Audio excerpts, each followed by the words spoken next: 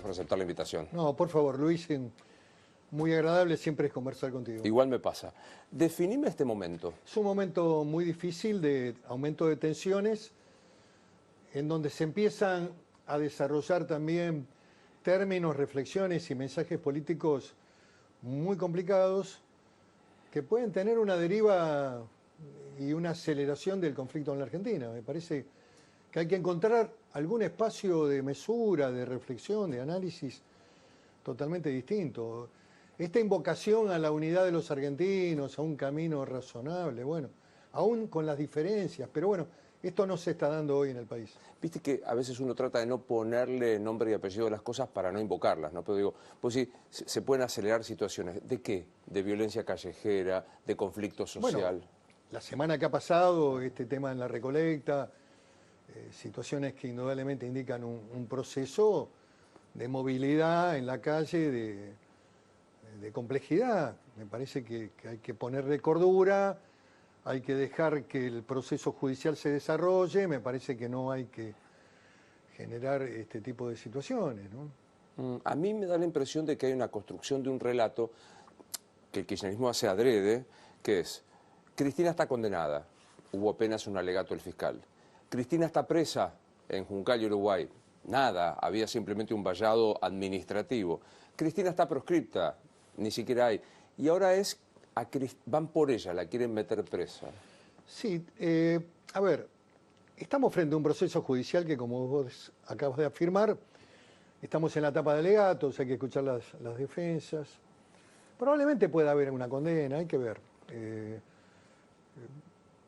Es muy difícil reflexionar con este tema. Fíjate, yo ante una pregunta de unos colegas tuyos dije, bueno, al fiscal le va a costar mucho, hay una figura que es un poco complicada.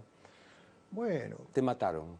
Sí, hay una reacción muy visceral, hay una reacción muy emocional. Yo no hice ningún análisis respecto a las responsabilidades, dije que había otras figuras delictivas que había que analizar y que el tribunal tendrá que ponderar. Creo que la central ahí pasa por la administración fraudulenta o administración, digamos, defraudación al Estado, pero de repente, bueno, salieron los trolls de determinados sectores, también de adentro, a decir, no, está defendiendo. Si vos dijiste, es muy difícil probar la asociación ilícita, cosa que es difícil, quiero decir. Cosa que es difícil, una figura amplia, pero que no tiene mucha construcción jurisprudencial en la Argentina, pero esto la gente común no lo entiende. Yo estoy en Juntos por el Cambio, yo he dado siempre la cara, Luis, durante 2 años y 8 meses he afrontado todos los debates. Quiero mantener también algún proceso de autonomía y de coherencia con lo que sostuve antes. Y también, como abogado, puedo tener una mirada. Ahora, sigo estando Juntos por el Cambio, dentro de un rato estoy con Mauricio Macri. Quiero que Juntos por el Cambio se constituya en una alternativa. Le digo a todos esos que ponen cosas en los trolls, yo no me fui, estoy acá. Y tengo también el derecho a pensar y a reflexionar y a contestar con cierta coherencia y valentía lo que me pregunta un periodista. Respecto a cómo veía el proceso, en general los americanos tienen otra visión respecto a los procesos judiciales, unifican una acción, la definen y sobre eso construyen y no sobre un conjunto de temas. Pero bueno, no quiero entrar en la juridicidad del tema para que nadie nos entienda. Total. Lo que te quiero decir es que hice un comentario respecto a una de las figuras en la que consistía una acusación mucho más amplia. Digo, pero dijiste varias cosas. Te quedás en Juntos por el Cambio sin duda. Nunca dudé de eso cuando crucé ese camino al encuentro de Mauricio Macri, que me dio una oportunidad. Nunca he dejado de estar en ese lugar. Comparto, digamos, la necesidad de construir un mundo de ideas, un programa, y también que Juntos por el Cambio tiene que definir el liderazgo, Luis. Tiene que definir el liderazgo. ¿Quién lidera hoy Juntos por el Cambio? Yo creo que hay una figura central, una figura que tiene que ver con el rango que tuvo dentro de la construcción de Cambiemos en su momento y con su preponderancia en la centralidad de la sociedad, que es el expresidente Mauricio Macri. No se puede subestimar la importancia y la implicancia que tiene un expresidente en la política argentina. Tampoco hay que subestimar la figura de la expresidenta y vicepresidenta actual, que Lo que estamos viendo es que tiene hoy una fuerte centralidad y que creo que va camino a construir el proceso de candidaturas de cara al año que viene. Esto es casi un pronóstico, pero apelo a tu enorme experiencia política. ¿Es un disparate pensar el horizonte de enfrentándose Cristina y Macri? Para nada. Creo que la Argentina debería resolver un dilema histórico. ¿Para qué lado va del mundo? ¿Cuáles son sus visiones económicas? Yo soy de los que cree, y también eso lo cree Macri, lo cree Larreta, no quiero subestimar tampoco la figura del jefe de gabinete, Bullrich, o los integrantes del PRO, la propia Carrió, que la Argentina tiene que construir un modelo capitalista, que el mundo del pobrismo hay que derrotarlo con nuevas ideas, una nueva construcción cultural, donde los comunicadores, los medios, la cultura, la docencia, la educación, tienen mucho que ver con el mundo que hay que construir. Que es de cambio de paradigmas. Es que es bueno estudiar, mejorar, el mérito es importante, la propiedad es un derecho inviolable, no un derecho secundario. Todo un conjunto de ideas que nutren la Junta por el Cambio. Ahora, no es loco que haya que reafirmar algo que yo comparto con vos, ¿no? Pero hay que decirlo, que hay que ser capitalista, que el mérito sirve, que la competencia es buena, que el respeto a las libertades. No es loco, ¿sabes por qué, Luis? Porque ha habido un montón de ideas que se instalaron en este periodo de tiempo, algunas provenientes también de una visión de la Iglesia, de un sector de la Iglesia, que yo no comparto, en donde, bueno, no es bueno ser uniformemente pobre. No, ese camino no. Y el debate es cómo salimos de la pobreza, cómo generamos condiciones en la Argentina para construir un mundo que nos permita generar empleo. Cómo bajamos la carga impositiva demoledora que tienen los emprendedores, los empresarios, los que hacen esfuerzo para generar empleo. Cómo modelamos un nuevo sistema laboral sin que eso lesione a los trabajadores, pero indudablemente el mundo del trabajo, Luis, necesita nuevas normas. No es más. Ahí están anclados en los 70, ¿no? Sí, Los con suerte, eso lo con saben. suerte, sí. Es una visión corporativa, vieja. ¿El pobrismo es made in Bergoglio? Hay una ideología del pobrismo. Uno entiende que la Iglesia tiene que estar al lado más cerca, más al lado de los pobres, de los humildes. El debate es que, vuelvo de nuevo, es por dónde salimos, no es por el lado del plan. El plan consolida y estratifica la pobreza y no permite la salida, eso lo saben los propios beneficiarios. Mi definición y el esfuerzo incluso de tratar de desarrollar estas ideas con un periodista de importancia de este medio, Carlos Roberts, que publicamos juntos un libro que se llama Capitalismo o Pobrismo. Esa es la cuestión, ese es el debate. Es precisamente la opción que la Argentina va a vivir el año que viene cuando tenga que votar.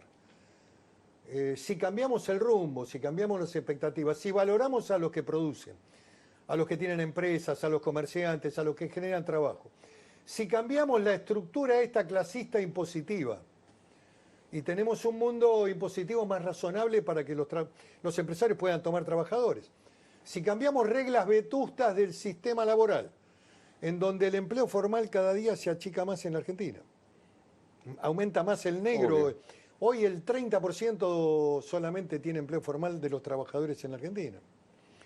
Si logramos que la sociedad entienda estos cambios, que algunos van a ser difíciles, si vamos a un proceso en donde todos tenemos que entender que la energía tiene su costo en el mundo, y esto es difícil, Luis, pero quiero ser coherente.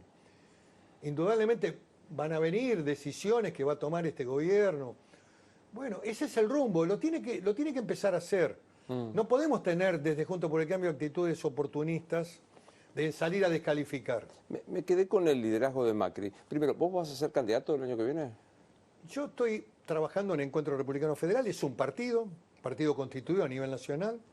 ¿De qué se nutre esta corriente de pensamiento? De muchos peronistas que están decepcionados con esta visión del mundo del kirchnerismo, gente de la centroderecha, una visión más amplia, defensa nacional, política de seguridad, orden y administración, algunos valores que tienen que ver con la defensa del territorio y lo que está pasando con el fenómeno mapuche. Yo si hubiera sido presidente no me saco una foto con los mapuches, con gente que está tomando tierra de parques nacionales, usurpando, cometiendo delitos de sabotaje, de incendios. Yo no me saco esa foto.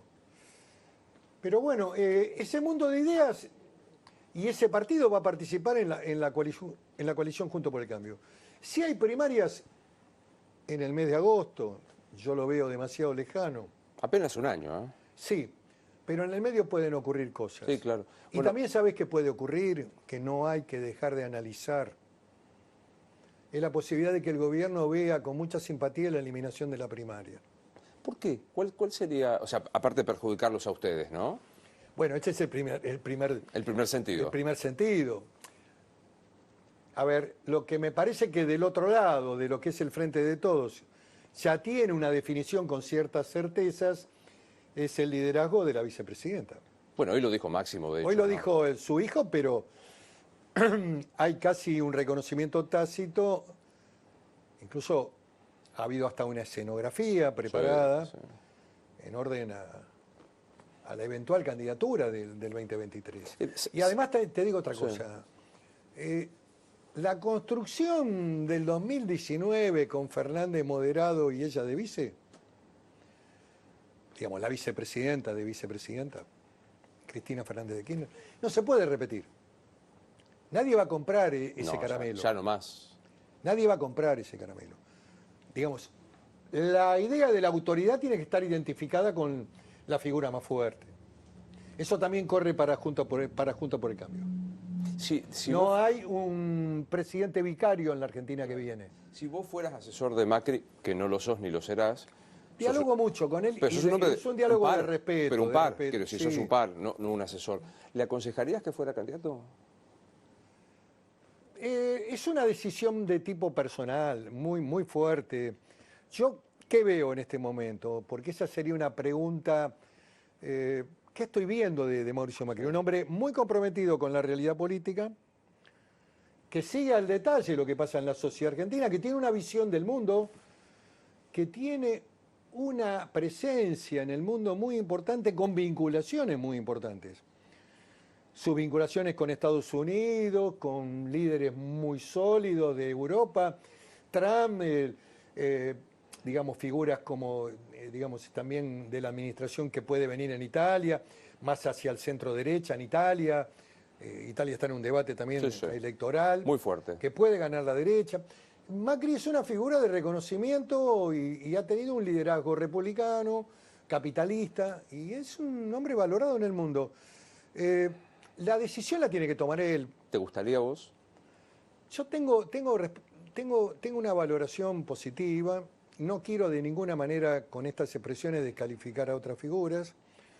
Yo creo que Patricia Bullrich tiene una potencia en su idea, su estructura de ideas. También Larreta tiene una eficacia en la gestión. Y bueno, pero esta ya es una decisión de fondo de él que tiene que ver también con su vida. Pepe, digo, Con un sentido, soy claro. a ver, Mauricio Macri creo que está luchando también con su, digamos, su mirada sobre su vida y creo también que un líder tiene que mirar la trascendencia histórica. Yo digo, me parece que alguien que llegó a la presidencia tiene vocación y alguien que escribe un primer tiempo, me parece que te deseo el segundo. Alguien que se reúne con los embajadores del G20 hace poquito. Digo, no me parece que quiera... No está, que quiera no hacer está retirado. No. Mucho Macri- menos jubilado como querían algunos. Macri no está ni retirado. De todas maneras, o es un gran decisor Sí. o ser candidato. ejerce el liderazgo. Esto es lo que indudablemente está pasando. Pero digo, ¿es un sueño posible o imposible la fórmula Macri-Pichetto? No, yo no lo querría personalizar, pero he tenido con él un diálogo muy fecundo en todo este tiempo donde había mucha soledad. Cuando hay una derrota, hay mucha gente que no está acostumbrado, que no tiene resiliencia frente a escenarios adversos. Yo te puedo asegurar que me encontré con Macri en el 2020, en enero del 2020, en las oficinas de Olivos. Estábamos, te diría, muy solos. Había una actitud nuestra de que el futuro había que discutirlo y que nunca había que bajarse del debate público y nunca había que borrarse de los eventos y de los escenarios que iban sucediendo en la Argentina. Por eso yo siempre asistí a los medios. Yo me acuerdo una noche que vos estabas a cargo del programa De animales.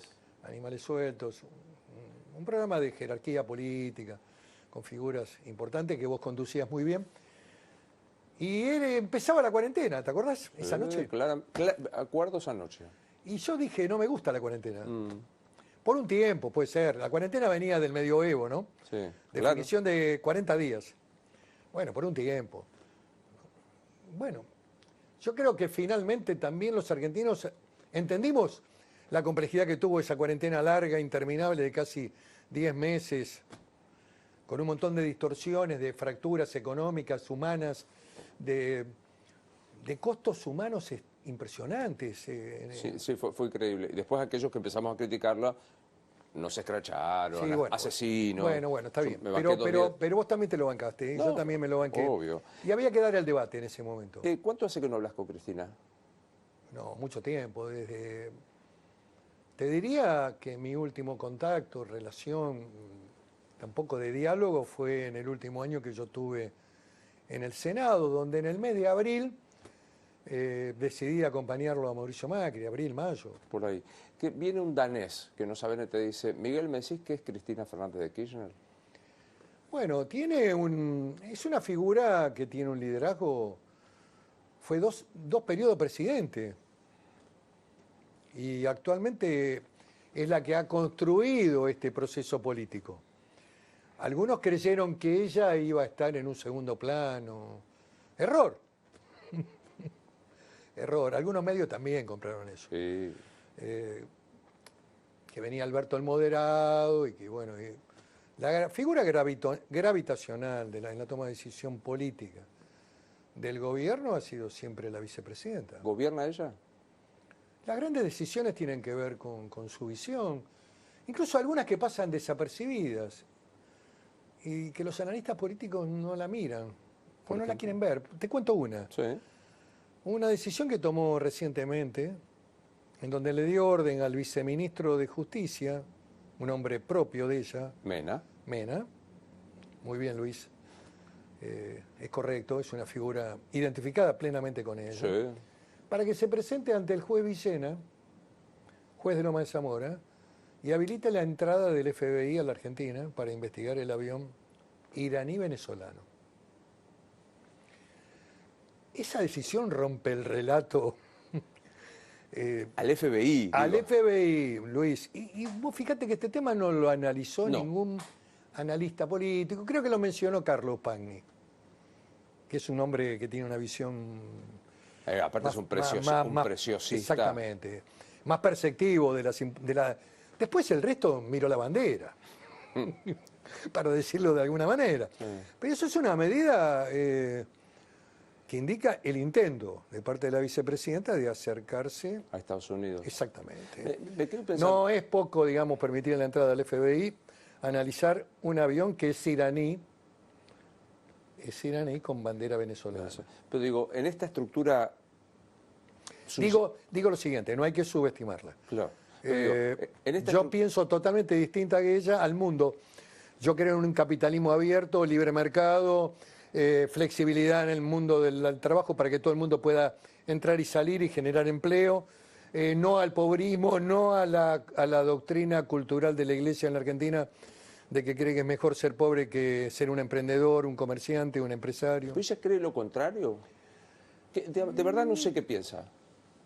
Ella tuvo muy impregnada de la visión casi prosoviética de Kicillof. La gestión en el último periodo de los 4 años gravitó mucho ese pensamiento. Últimamente está hablando del capitalismo. Ha dicho un par de discursos donde, bueno, ella es capitalista. Bueno, bienvenido al mundo real. Bienvenida al mundo. Yo digo que si la Argentina desarrolla un modelo capitalista de libertades, que no se refieren a las libertades físicas, que eso por supuesto es elemental, sino la libertad de exportar, comercializar, exportar todo lo que se produzca en la Argentina. Tener un modelo económico energético que tenga que ver con el mundo. El valor del gas, del petróleo y de la electricidad casi te diría que es igual en Uganda, en África, en Europa occidental, en Rusia, en América. No tenés que tener un esquema diferente. Vos tenés que alentar la producción, las exportaciones, hay que hacer concesión de gasoductos al sector privado. Hagan gasoductos, muchachos. Obvio. Pero te decía, en esta estructura loca, sui generis que tenemos, pareciera Alberto decorativo, Cristina liderando, Massa gobernando. ¿Está bien eso? Massa está en una actividad hoy de decisión en la parte económica. Creo que vieron el abismo muy de cerca y indudablemente entendieron que había que hacer un giro más pro mercado. Tienen un problema que es muy crucial, que lo tienen que afrontar en el corto plazo, que es el tipo de cambio. No estoy, digamos, definiendo los rumbos que tendrá que tomar el gobierno en la economía, pero que si quieren recaudar dólares para el Banco Central, fíjate el fracaso estrepitoso del dólar chacarero de Batakis. Prácticamente se liquidaron 320 millones de pesos. Nada. Acaba de cerrarse ese dólar chacarero, liquidado. Se cumplió el plazo. Nadie liquidó las exportaciones. Prefieren tenerla en el silo y cuidar lo que son su propiedad. Viene el danés ese que te preguntó por Cristina y te pregunta, ¿qué es Sergio Massa? Él tiene una visión más cercana al mundo que hay que construir. Tiene una visión más pragmática. Vamos a ver si puede consolidarse en este nuevo rol que tiene. Mauricio Macri le dijo ventajita. A mí no me gustan las calificaciones. No me gusta este cruce entre la vicepresidenta y Patricia. No me gusta. No me gusta llevarlo la política al terreno personal. No me gusta para nadie. No me gustan las descalificaciones personales. Por eso también a veces me molesta la intensidad. Vivo en este mundo. Acepto que las redes son parte de este juego. Pero bueno, el nivel también de agresividad que hay o de intensidad en las redes también es impactante. Viene el danés y te dice, ¿qué es la cámpora, Miguel? Son jóvenes que... Pará, ya no son tan jóvenes. Te voy a contar una historia muy interesante, que había una vieja película de Rodolfo Kuhn, un director de los 60, muy famoso, que hizo una película llamada Los jóvenes viejos. Trataba la historia de tres muchachos en un viaje, era una roa móvil, que se iban a Mar del Plata en un jeep descapotado. Sí. Es uno de los directores de la época con Torre Nilsson, claro. Era un muy buen director, murió relativamente joven. Los muchachos tienen que ayornarse. Es imprescindible que entiendan el mundo en el que viven. Algunos lo entienden, hay algunas figuras que entienden. El resto está atado a una visión protocubana de la historia que es muy mala para la Argentina. Y eso, ¿verdad?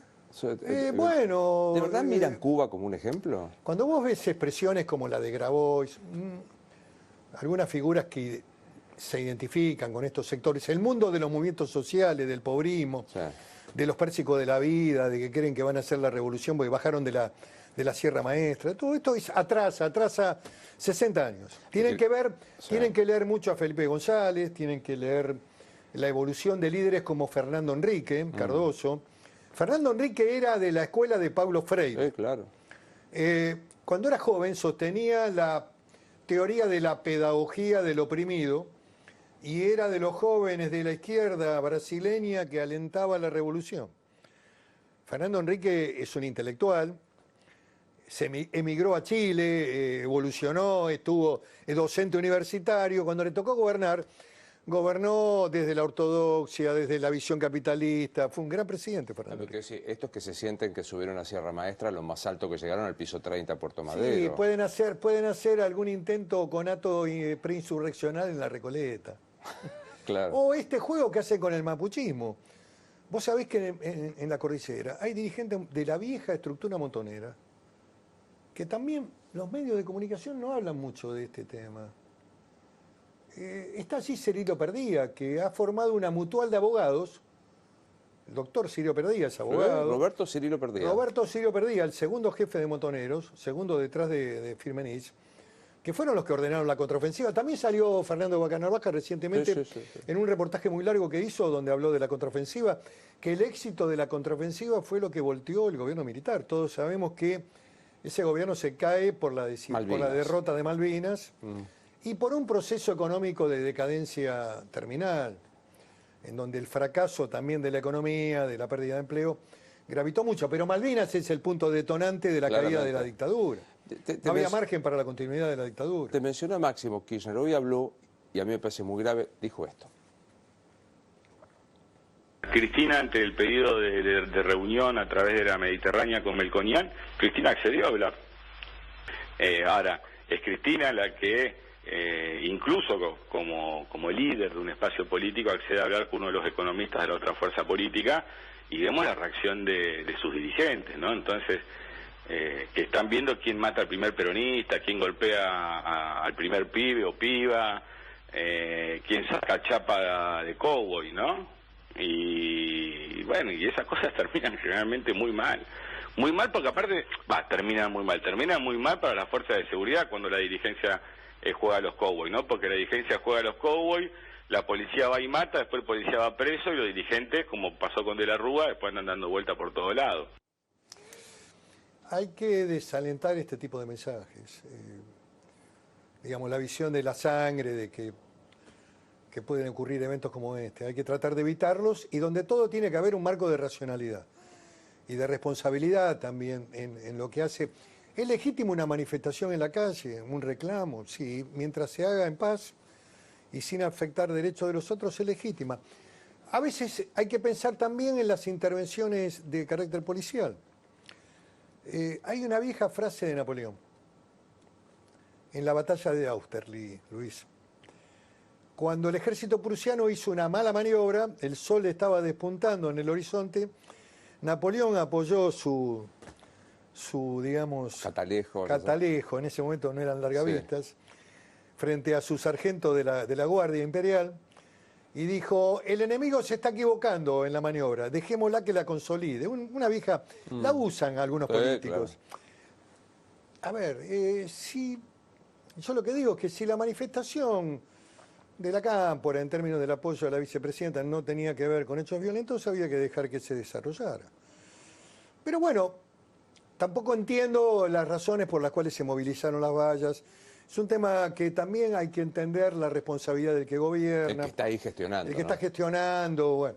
Lo que digo es que si no había un riesgo de enfrentamiento con otro sector de la sociedad, había que evitar, lo analizo, pero yo lo analizo desde afuera, no estoy en la cocina del gobierno de la ciudad. Entiendo los problemas, entiendo los recaudos también de defender la vida del vecindario, de la paz, pero bueno, lo que digo es que hay que tener cuidado. Lo que hizo Grabois también en ese escenario de ir a agredir a los policías. A mí me preocupa esto, ¿no? Están viendo quién mata a un peronista. Eso me parece que es muy grave y que puede desatar otro tipo de niveles de conflictividad. No hay que alentar eso, hay que alentar un camino de la paz, de la resolución en los términos democráticos. Yo creo que la vicepresidenta no va a tener ningún problema, cualquiera sea el resultado del proceso judicial, donde hasta es probable que puedan condenarla, para ser candidata. No hay ninguna chance. A ver, no hay ninguna posibilidad que a través del mecanismo de la justicia, en este momento, en esta coyuntura, para fin de año, ante los eventuales procesos que continúan, digamos, hay que explicarle a la sociedad esto, que queda una vía recursiva ante la Cámara de Casación y ante la Corte. Con lo cual estamos hablando de un periodo de tiempo de 2 años como mínimo. Vos sabés cómo es el proceso judicial. Sí, claro, es imposible. Por eso digo, es un relato. Brasil ya resolvió la situación procesal de Lula. Primero lo condenaron, después la Corte nulificó el fallo. Eso todo lo hizo en un periodo relativamente corto. Argentina, los procesos judiciales duran 15 o 20 años. Usemos una expresión de los 70. ¿Qué te quiero decir? Que en tanto y en cuanto no haya sentencia firme, no hay modo. No hay forma de impedirle ejercer el derecho electoral. No la estoy defendiendo. Lo tiene dicho la Corte. Estoy diciendo temas que son... Porque a veces con la construcción discursiva, que vaya presa, generan un conjunto de condiciones y de expectativas que después implican una gran frustración. Uso una expresión de los 70. ¿Le da el cuero a Máximo? ¿Para qué? ¿Para ser candidato en su provincia? Como dirigente político, ¿le da el cuero? tampoco quiero despreciarlo ni subestimarlo, pero creo que está en una edad donde bueno, él tiene un liderazgo con su sector, que es la Cámpora, un sector militante muy más radicalizado, más estructurado, pero no lo he visto avanzar en los planos de la sociedad. Hubo un momento muy interesante que también pasó bastante desapercibido, donde Massa lo trata de acercar con empresarios, hay una construcción de diálogo con algunos sectores. Bueno, pero en el fondo me parece que sus ideas todavía no han evolucionado hacia un mundo que es el mundo que tiene que ir la Argentina. Está claro. Una visión del mundo capitalista, del trabajo, de la producción, de salir de la intermediación de los pobres. Eso no le sirve al país. Entonces, si él empieza a construir ese mundo de ideas, bueno, pueden tener expectativas de cara al futuro, porque la generación que viene es la de los que tienen entre 40 y 50 años. Esa es la generación que va a sustituirnos y que va a tener que hacerse cargo de la responsabilidad de gobernar la Argentina. Te lo pregunto de café, que te lo habrán preguntado. ¿Se la llevó Cristina, afanó? No, tampoco puedo decir eso. Que ha habido actos irregulares o hechos ilícitos que tienen que ser probados, pero yo no me atrevo a definir ese tipo de categorías. Tiene que haber procesos judiciales con condena. Me parece que es lo mínimo que se puede decir. Probablemente en este caso la puedan condenar, en este hecho. Bueno, vamos a ver cómo evoluciona el proceso judicial. Pero esas categorías que son tan terminantes, me parece que no corresponden La matriz defraudatoria existió. O sea, esta cosa de... Porque la causa de los cuadernos es casi de manual para la facultad. Alguien que dice que coimió, otro que dice que recibió la coima. Bueno, ahí hay indudablemente... Pero digo, ¿y cuál es la...? Porque... Ahí hay un plexo probatorio que habrá que desarrollar también en el juicio oral. Indudablemente, ahora, que la terminal sea finalmente la presidenta, bueno, este es un tema que tendrá que desarrollarse y probarse también en la mecánica del juicio. Pero sí, ¿es posible la honestidad de Cristina, siendo que le gobernó durante 8 años con los mismos funcionarios? López, condenado, su secretario, Daniel Muñoz, con la investigación clara, su secretario personal. ¿Es posible creer en la honestidad de Cristina? Yo no quiero hacer ese tipo de valoraciones que son de categorías. Me parece que toda persona tiene derecho, digamos, a ejercer su defensa y que es indudable que han ocurrido hechos. Yo no estoy negando la realidad. Nadie niega la realidad de haber visto a un personaje y a los hijos de Báez contando dólares. Lo que yo tiendo a analizar es, en el marco de una visión de tipo institucional, es que para definir con una categoría de contundencia eso se requiere que haya una sentencia, que los tribunales realicen la tarea. Entonces, bueno, de ahí podemos hablar. Total. De lo contrario, rige también la inocencia. En la Argentina, sí, una presunción, por lo menos mínima. Viene el mismo danés que te preguntó, que te dice, ¿quién sos, Pichetto? ¿Quién sos, Miguel? Un hombre hecho a sí mismo, que trata de mantener algunos principios de coherencia, de dar la cara, de decir lo que pienso, en un mundo difícil. Decir lo que vos pensás en esta Argentina implica que hay categorías y definiciones donde, bueno, incluso hay también colegas tuyos que necesitan reafirmar lo que ellos piensan cuando vos estás en la... Y que cuando vos decís algo que es disruptivo, cuidado. Me parece que esta estructuración de la sociedad en categorías tan duras tampoco le sirve al país. Yo tengo una mirada dirigida a la unidad de los argentinos. El Papa hubiera sido un actor maravilloso, extraordinario en la Argentina, si hubiera contribuido con un mensaje espiritual de unidad de los argentinos. Hubiera ayudado a saldar diferencias, a construir un programa de salida. Dicen que en el Vaticano y en el mundo jesuita siempre hay muchos secretos. Va a ser insondable este secreto de por qué no vino al país. ¿Por qué crees que no vino? Debería haber venido en los primeros 20 días de su papado. Todo el mundo se hubiera puesto de rodillas, seguramente en una misa en el autódromo, en algún lugar gigantesco. Y creo que si él hubiera elaborado un mensaje dirigido a las unidades de los argentinos, nadie le iba a pedir más nada. No sé por qué no vino, no lo sé. No sé por qué fue a distintos lugares de Latinoamérica. Acá al lado. ¿Por qué fue a Chile, una iglesia contaminada con la pedofilia? ¿Por qué fue a Brasil? ¿Por qué fue a Perú? ¿Por qué fue a México? ¿Y por qué no vino al país? No lo entiendo. Hay cosas que no las puedo comprender. Él tendrá sus razones. Una visita de Estado del Vaticano se programa con mucho tiempo, pero creo que su presencia hubiera hecho falta. Creo que los argentinos necesitaban reconstruir las heridas. Y aparte algo que fuera por y algo arriba. que estaba por arriba. Por arriba de la Que no coyuntura. significaba la convalidación de Nada, de nada. ningún apoyo a ningún dirigente político. Ninguno. Dijiste hace un rato, los que tienen 40, 50 son la generación que los va a reemplazar a usted. ¿Decís tu edad o no la decís? ¿Decís cuántos años tenés o preferís no? No, tengo la edad que tengo 71 años. ¿Te jodas? Yo me siento bien, tengo una vida con mucho compromiso con el trabajo, no me jubilé. Tengo 45 años de aporte en el Estado, en mi trabajo privado, no me jubilé. ¿Sabes por qué? Porque creo que ese acto y esa decisión de jubilarse implica un cambio de actitud para con la vida. Yo no me quiero jubilar. Retirar de nada. No me quiero retirar.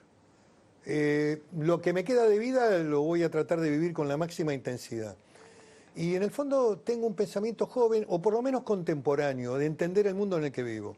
Pero Trato de comprenderlo y de sentirme parte del proceso de evolución de la sociedad. ¿Te molesta el paso del tiempo? Uno quisiera ser joven eternamente, pero también lo que importa es acá. Y también, ¿sabes qué? Esto. Me importa la cabeza y el corazón. Y la energía que le pongas a la vida. Yo me quiero morir, pero poniendo todo, hasta el último día. Un común conocido. Y quiero tratar también de trasladarle al país todo lo que me dio. Yo vivía en un barrio de clase media pobre, en Banfield, en calle de tierra. Mis viejos eran laburantes. Y sin embargo la Argentina me permitió estudiar. ¿Qué hacía tu papá? ¿Qué hacía tu papá? Mi viejo hizo varias cosas en la vida.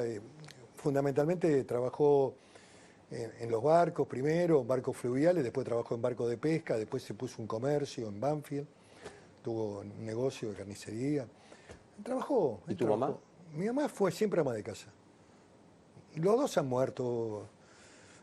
También es un hecho muy trascendente, digamos, la pérdida de los padres. Mi vieja murió el año pasado. Yo estuve 2 años sin que me pasara nada. Después de la muerte de mi madre, tenía 97 años, tuve COVID. Quiere decir que a uno cuando le bajan las defensas, yo creía que era inmortal, siempre pensé eso. Pues sabes que Tengo un sentido de la inmortalidad, pero es una idea equivocada. Cuando se estaba muriendo mi vieja, hace 5 años, yo soy hijo único, se acercó una médica muy joven de la guardia y me dijo, ¿sabés por qué estás tan mal? Digo, obvio, porque se va a morir muy vieja. No. Dice, pues te vas a quedar huérfano. Sí, claro. Y sin mirar hacia arriba, aunque sea simbólicamente, ¿te pasa eso? Sí, y además tenés, a medida que va pasando el tiempo, vos tenés un sentido de la finitud también. De la importancia de la vida, no digo que pienso en la muerte, yo trato de no pensar en eso. Vivo cada día con la intensidad que te decía, pero indudablemente cuando se mueren tus padres, cuando ese vacío está, bueno, indudablemente que hay temas que tienen que ver con tu propia soledad. Al final te quedas solo siempre. En el final te quedas solo. Al final y en el medio. A veces también en el medio, pero en general en el final tenés que estar preparado para ese proceso. ¿Y nos morimos y qué pasa? Y yo creo que no pasa nada, pero algunos creen. Y bueno, y es importante que crean. Un común conocido, admirado de mi parte, que es Daniel Haddad, dice que él es cronofóbico. Que el paso del tiempo no trae nada bueno. Por supuesto que no. Comparto eso. ¿Sos cronofóbico? Sí. Te vuelvo a repetir, yo tengo la cabeza de un tipo joven, cuido mi físico, mi estética, me importa. ¿Haces, entrenás y eso? Sí, iba, ahora la cuarentena me interrumpió, pero antes iba a nadar. Tengo que volver a empezar. Fui, me anoté en el gimnasio y todavía no pude empezar, hace 20 días que no empecé. Mejor dicho, fui a una clase y después no volví. Nadaba. Pero lo que te quiero decir es que sí, comparto con Daniel. Yo siento que mi mejor momento eran los momentos de los años jóvenes.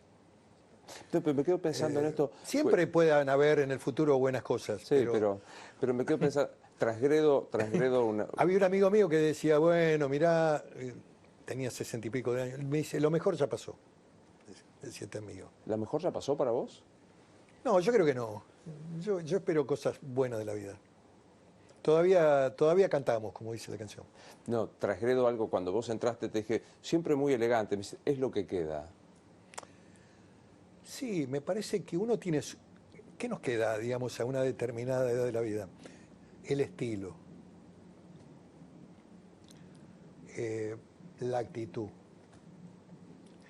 No tenés 30 años para comerte la cancha, pero te queda el estilo, te queda la experiencia, te queda haber vivido, haber acumulado emociones, haber amado, haber sufrido. Hay un montón de cosas que tenés. ¿Billetera? Que son una plusvalía. Claro. No tanto. ¿Billetera mata galán? Hay gente que tiene mucha plata y no es feliz. Y hay gente que tiene mucha plata y tampoco tiene el poder. Mi abuelo, que era siciliano, decía, todo no, pibe. Todo no. Vos no podés tener el poder, el amor, tu familia, tu amante, el perro, todo no.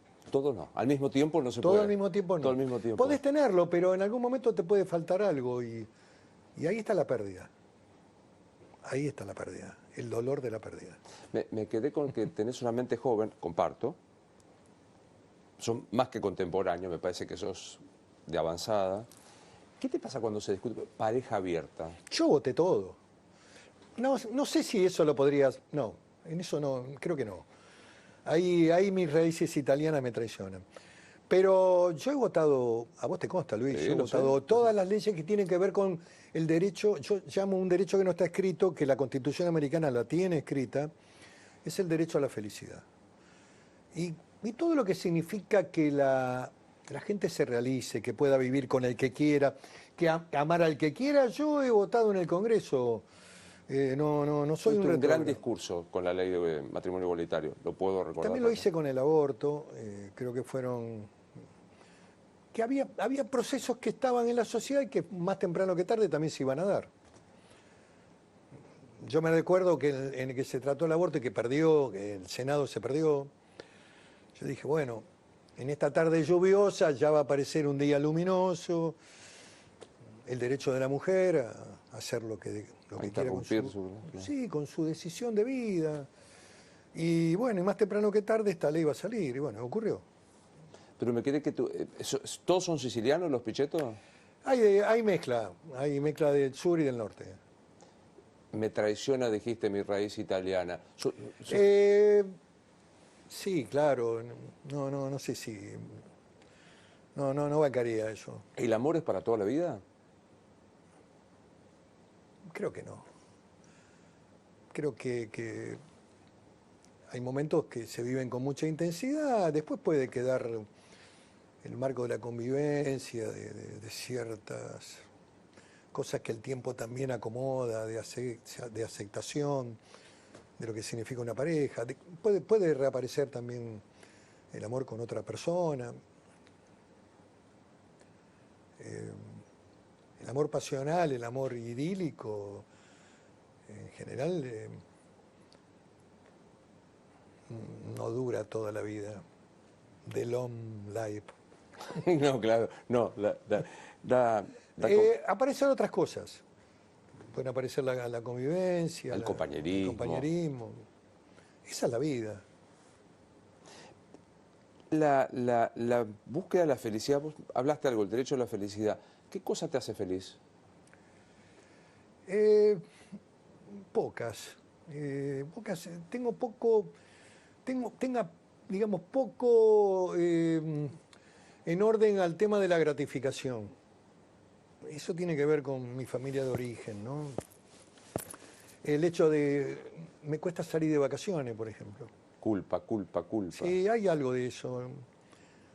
Hay un buen libro de Marco Saguini que es El elogio de la culpa. Claro. Muy, muy buen libro. Me cuesta eso, me cuesta gratificarme. También vengo de otro tiempo, ¿no? Donde el esfuerzo era el tema permanente y vos ibas y... No sé, viste, tu viejo tampoco, viste, hay un tema siempre con el padre.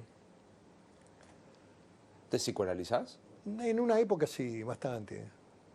¿El poder genera más levante?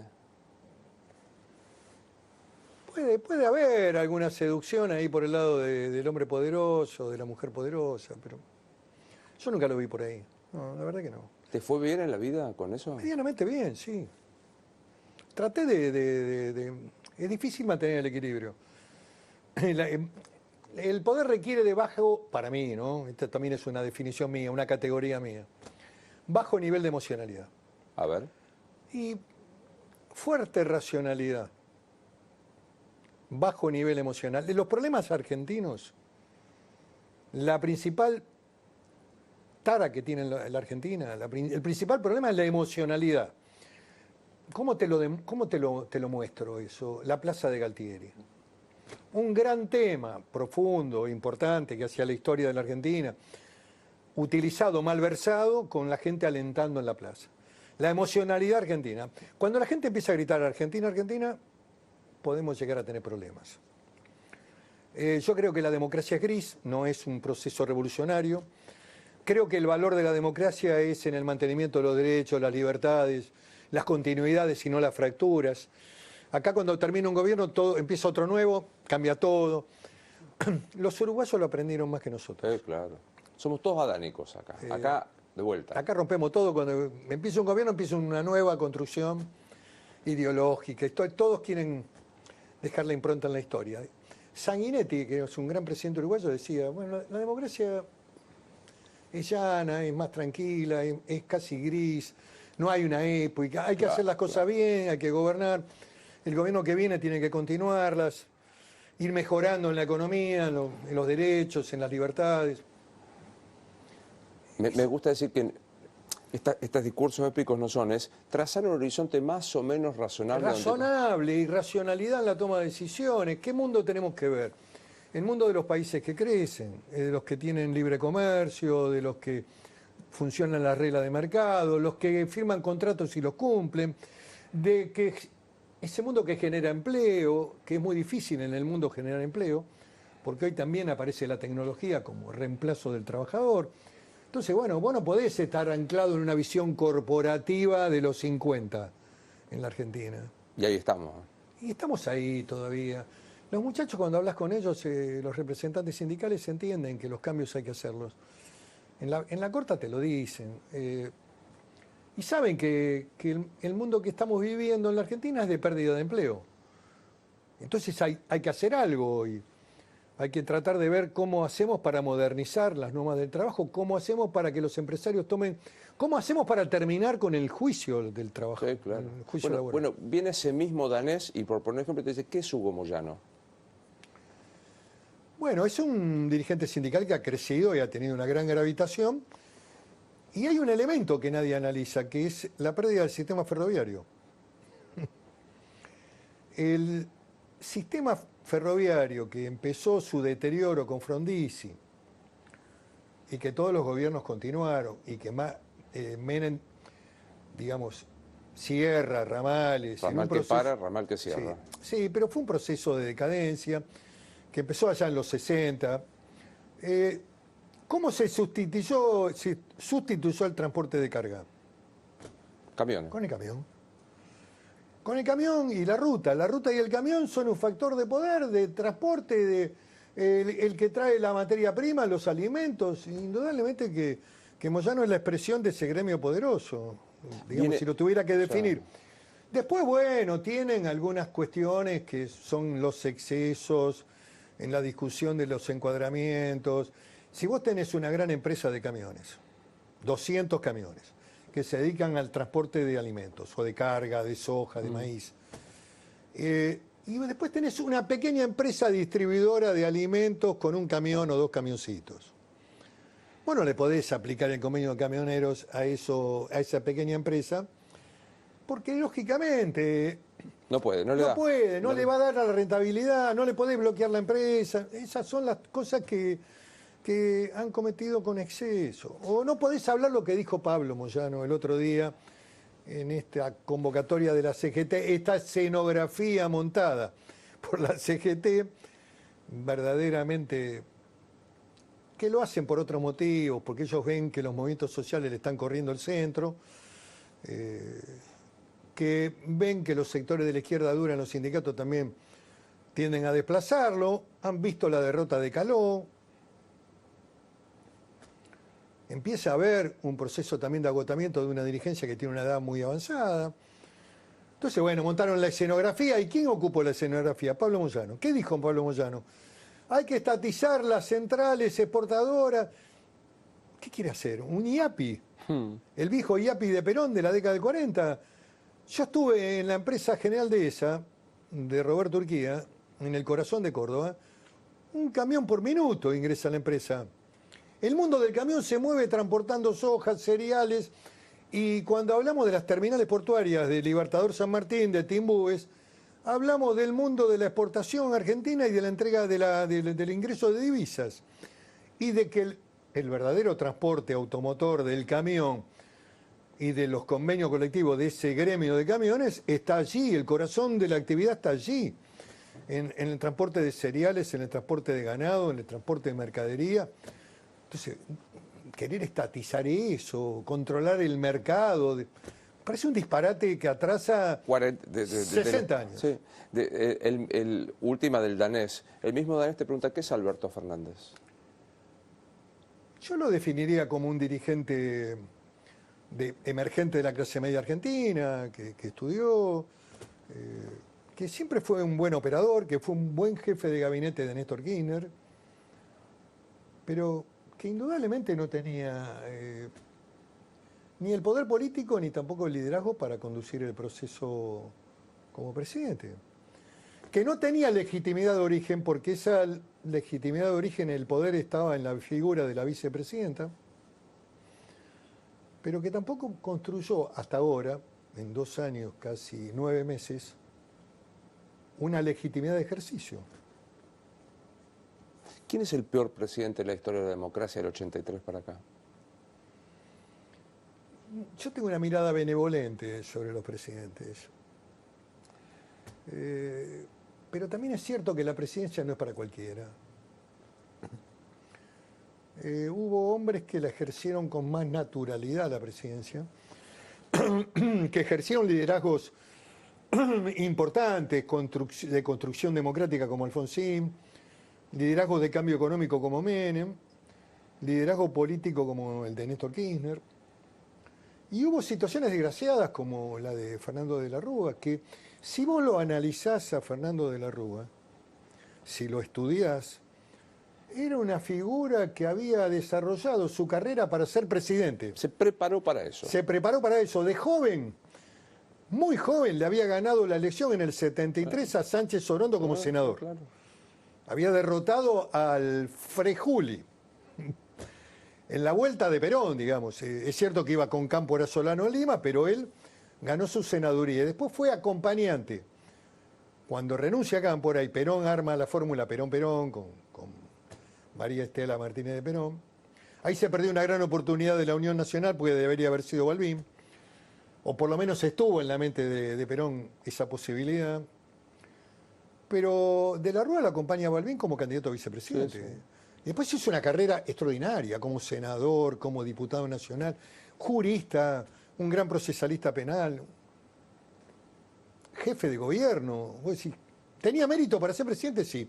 Sin embargo, la presidencia requiere de una estructura psicológica, emocional muy fuerte, que hay que bancar. Tenés que tomar decisiones, tenés que estar expuesto, tenés que estar preparado con esto y también con el corazón. El corazón tiene que ser fuerte.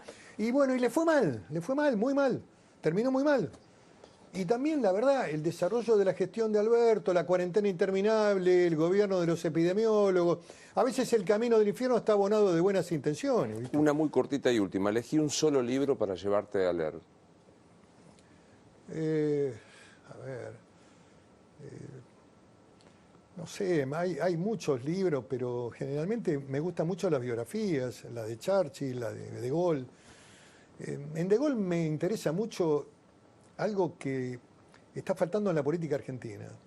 De Gaulle hablaba del sentido de grandeza, le grandé de France, la grandeza de Francia.